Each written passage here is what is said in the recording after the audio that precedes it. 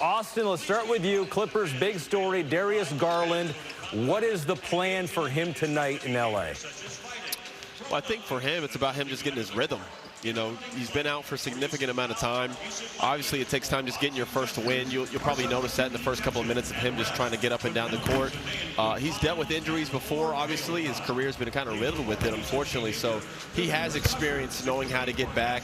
But then it's another thing that this is his debut game with all new teammates. So hopefully you just see him out there, go out there, not try to overthink, just play, have fun, and just kind of let the game come to him. He's going to get more and more comfortable as these games go on. So that's the question with him is how comfortable can he be? How does his toe feel? How does his body feel? What's his conditioning like?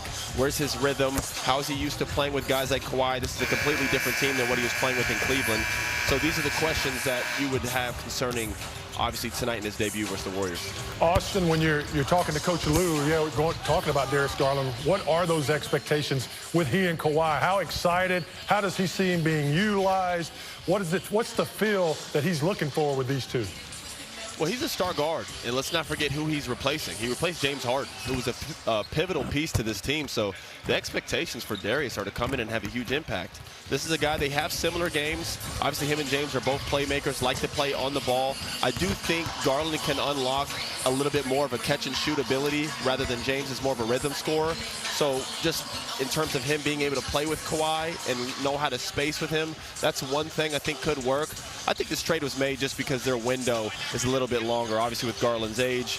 So I don't know what expectation we have on them. Obviously, they're sitting right there in that play-in spot. This is a pivotal game, though. This has play-in implications in terms of home court advantage. So this is a big one tonight.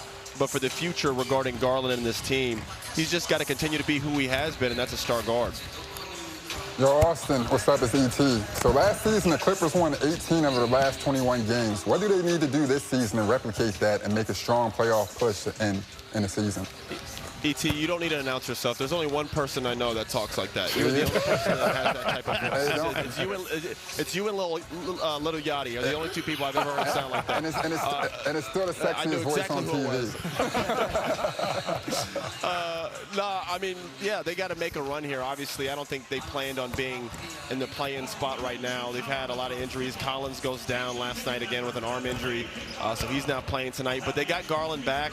The West is a gauntlet as we know it. I don't know what the realistic expectations are for this team in terms of them contending, but I do think they could go to the playoffs and compete and make it hard for a team in the first round or two. Just with a guy like Kawhi, who when he's at his best, we saw in that All-Star game, E.T., he's one of the best players in the world when he has his mind and when he's healthy.